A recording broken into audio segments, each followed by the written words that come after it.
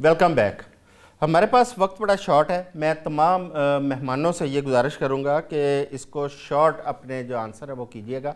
अब हम बात करेंगे इंडिया के ऊपर, क्योंकि पाकिस्तान को जब ये सफारती कामयाबी मिली कि ईरान और अमेरिका के दरमियान पाकिस्तान ने एक किरदार आया सामने कि उनकी लड़ाई ख़त्म करवाने के लिए, तो साथ ही इंडिया के अंदर मरोड़ उठने शुरू हो गए।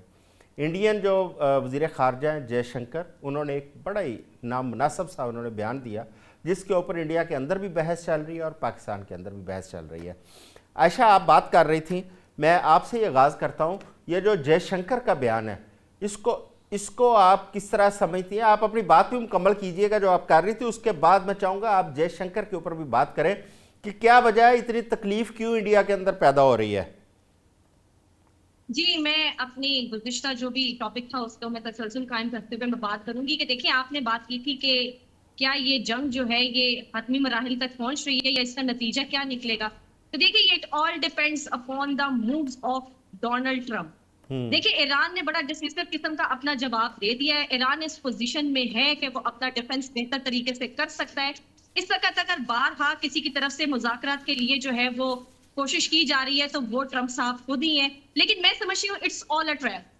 ट्रम्प जो कहते हैं वो करते नहीं है, और इस निगोशिएशन के बहाने में यकीनी तौर चले पे ट्रम्प जो जयशंकर है पे कोई और। जयशंकर पे आ जाएं, क्योंकि जी जी। टाइम शॉर्ट है हमारे पास, तो मैं चाहूँगा कि तमाम मेहमान इस पर बात करें। अच्छा, जयशंकर साहब के बयान पे सिर्फ मैं इतना ही कह सकती हूँ, जलने वाले का मुंह काला।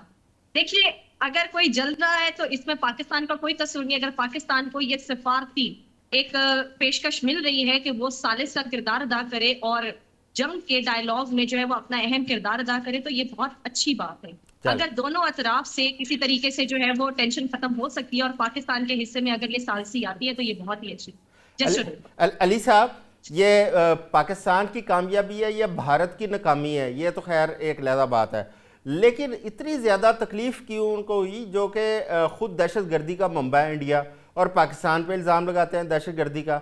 अब जब सालसी की बात आई है तो वो कम से कम सफारती जो अदाब है उनको ही मलहूज़ खातर रखते हैं, लेकिन उन्होंने उसको भी पसे पुश डाल दिया। क्या समझते हैं कि इन्होंने, हुकूमत ने कौन सा ऐसा कोई काम किया है जिस पे सालसी से हट के इंडिया को इतनी तकलीफ पहुंची है? इनको बहुत गहरी चोट चोट पहुंची है जो जिसका कोई इलाज नहीं है। असल में ये कि जब ये रूस और यूक्रेन के दरमियान जो है सालिसी चाहते थे तो इस टाइम ये दलाल थे। ये इनकी जो जुबान है वो तो सफारती आदाब के खिलाफ है। सफारती जुबान जो है बड़ी अच्छा जो सालिस होता है, यानी हम जो है अगर आप इस हम सब कॉन्टिनेंट में रहते हैं, यहाँ पे जो सालिस है उसकी भी एक इज्जत है, एक मुकाम है, और उसको सरपंच कहते हैं। तो इनको तो अपने अकदार का अपने उसका भी पता नहीं है कि यार सालिस जो है वो उसकी जो है इस सब कॉन्टिनेंट में पूरे बरसगीर पाक व हिंद में कितनी इज्जत होती है। तो ये तो वो पागल हो चुके हैं। उनकी जो है इतनी जोरदार चोट पहुंची है 10 मई 2025 को, कि ये जो है, और ये जो अभी इज्जत पाकिस्तान को मिल रही है इनसे हजम ही नहीं हो रही है। ये हर जगह जलील और खार हो रहे हैं। खुद जो है इनकी पार्लियामेंट में लोग सवाल पूछ रहे हैं, मीडिया जो है इनको बता रहे हैं। तो ये जो है जब इस तरह के हालात है कि जब इनसे मीडिया पूछ रहे हैं कि पाकिस्तान जो है वो सेंटर ऑफ स्टेज है इस दुनिया में, उसका एक मुकाम है, बार बार ट्रंप उसका नाम लेता है, दुनिया के तमाम ममालिक जो है वो उसका नाम लेते हैं, ईरान शुक्रिया अदा कर रहा है, सौदी अरब पाकिस्तान की तरफ देख रहा है, पूरा अली मशरिकी अली वर्ल्ड साहब, देख थैंक रहा यू, है। थैंक यू अली साहब। नुसरत साहिबा, ये इस चीज़ की तकलीफ है कि उन्हें मौका नहीं मिला, या ये पाकिस्तान के साथ जो अपना एक दरीना उनका एक नफरत है उसका इजहार कर रहा है इंडिया? देखिए, मोदी जब से आया है, इससे पहले भी जाहिर है हम तो हजारों सालों से इकट्ठे थे, लेकिन उसके बाद बाकी भी जो हुक्मरान आए उनको फर्क नहीं पड़ा इतना। लेकिन मोदी के आने के बाद इसने इस कदर सेग्रीगेशन की है मुसलमानों की और हिंदुओं की कि लोगों के दिलों में नफरतें बढ़ गई। अब ये एक ऐसा मौका है जिसको वो अवेल करना चाहेंगे कि कैसे एक मुसलमान मुल्क जो हमसे अलग हुआ, जिसको हम समझते ही कुछ नहीं है, हम मतलब हम चाहें तो किसी भी वक्त उसको खत्म कर सकते हैं, वो अचानक ऐसे उभर के आता है और पूरी दुनिया उसको रिकग्नाइज कर रही है, नाम ले रही है, अप्रिशिएट कर रही है। ट्रम्प साहब तो खैर बार बार ही पाकिस्तान जिंदाबाद की तरह की बातें करते हैं। जी, तो ठीक हो ये गया। कैसे बर्दाश्त हो उनसे, कैसे बर्दाश्त हो? ये डॉक्टर बहुत साहब, अंदर रूटेड जो जेलेसी और दुश्मनी है ना, वो उभर के आ रही है। डॉक्टर साहब, इंडिया हमेशा क्लेम करता था सेकुलर का, क्या आप समझते हैं कि अब वो सेकुलर इंडिया है? हाँ, देखिए जी, मोदी साहब के आने के बाद ना इस वक्त का जो इंडिया है वो अपनी सफारती तारीख का जो बदतरीन दौर है ना उसमें से गुजर रहा है। 9/11 के बाद उन्होंने पाकिस्तान को डीहाइफनेट करने की कोशिश की, आइसोलेट करने की कोशिश की। तो आज आप देखते हैं कि पूरी दुनिया में शर्म शेख से लेके आज तक के जितने भी वाकयात हैं, और जब जनवरी में बुलाया गया था मोदी को वाशिंगटन के अंदर, तो डोनाल्ड ट्रंप ने सामने बिठा के फेब के अंदर उनकी अच्छी खासी इंसल्ट की थी। उनकी जो इंडिपेंडेंट फॉरेन पॉलिसी का जो उसने हवा बनाया हुआ था वो खत्म हो चुकी है।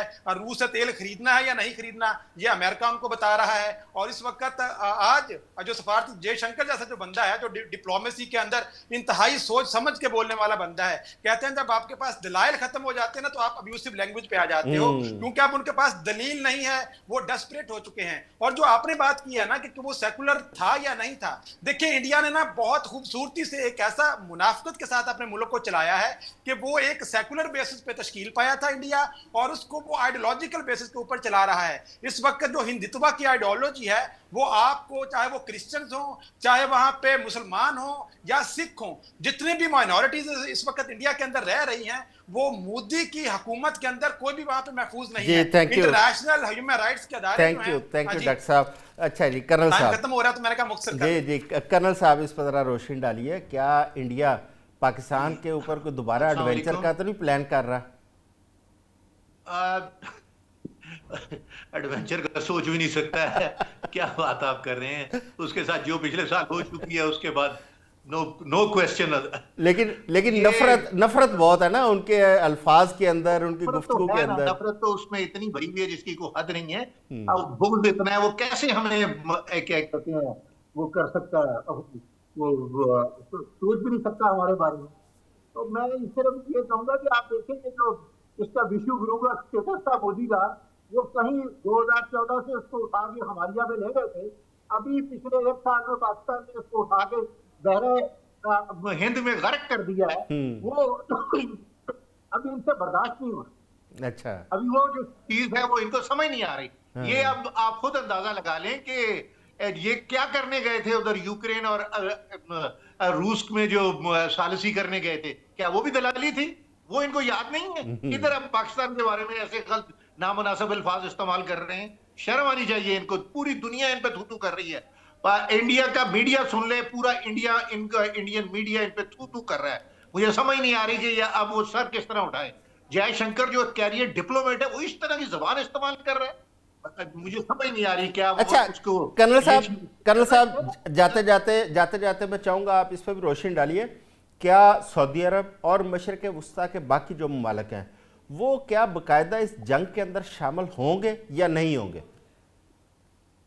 ये बात ये है कि मेरे ख्याल में नहीं शामिल, क्योंकि अच्छा। उनको पाकिस्तान ने और टर्की ने बड़े अच्छे तरीके से समझाया है कि आप याद रखें कि ये चाहते हैं कि हम मुसलमान आपस में लड़े। जैसे ही मुसलमान आपस में लड़ेंगे ये पीछे हट जाएंगे और आपकी पक्की जंग हो जाएगी। इनके लिए असले की मंडी खुल जाएगी और इनकी इकोनॉमी ठीक होनी शुरू हो जाएगी। बिल्कुल ठीक तो है। वो फिलहाल अब क्या सारे मुल्क इस चीज बात को समझ रहे हैं। बार बार ये सऊदी अरब के बारे में जो एक स्टेटमेंट चलाई जा रही है वो गलत है। आज सऊदी ऑफिशियल मीडिया ने भी कह दिया है कि ये हमारे बारे में जो वाशिंगटन पोस्ट ने और उसने जो वॉल स्ट्रीट जर्नल ने रिपोर्ट छापी है वो बिल्कुल गलत है। लेकिन सिर्फ ये यूएई है जिसको सबसे ज्यादा तकलीफ हो रही है, क्योंकि यूएई के जो रूलर्स हैं वो बार बार अपने आप को जरा सेकुलर शो करना चाहते हैं। तो जो उनके इसराइल के साथ जो इनके रवाबित बने हुए हैं वो उनको उस लाइन पे, इंडिपेंडेंट लाइन पे रखना चाहते हैं। बाकी कोई कंट्री नहीं लड़ना चाहता है। लेकिन आज से मैंने एक और स्लोगन देखा है, लोगों ने कहना शुरू कर दिया कि यार ये जितने एमिरेट्स हैं इनको खत्म किया जाए, जो इनकी पुरानी स्टेटें थी उनको वापस कर दिया जाए। इसका मतलब है कि यूएई जो है वो आधा चला जाए ओमान के पास, आधा चला जाए सऊदी अरब के पास, कुवैत चला जाए इराक के पास, आज बहरीन चला जाए ईरान के पास। खत्म कर दो इसको। थैंक यू वेरी मच तमाम मेहमानों का, नुसरत वाहिद साहबा, डॉक्टर इरफान साहब, अली खान यूसुफजई साहब, आयशा नुमान साहबा, कर्नल अतर रहमान साहब, तमाम मेहमानों का बहुत शुक्रिया। आज के लिए बस इतना ही। कल दोबारा आपकी खिदमत में हाज़िर होंगे। ताज़ा तरीन सूरत हाल क्या होगी उसके ऊपर बात करेंगे। अपना ख्याल रखिएगा। अल्लाह हाफिज़।